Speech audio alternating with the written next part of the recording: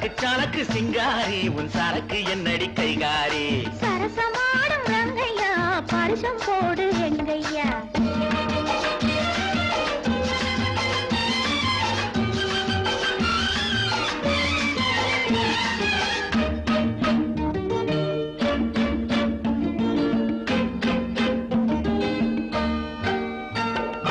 ஆற்றில் விழுந்து குளிச்ச போது ஐர மீன் கடிச்ச போது கூச்சல் போட்டு அழைத்ததென்ன வள்ளியம்மா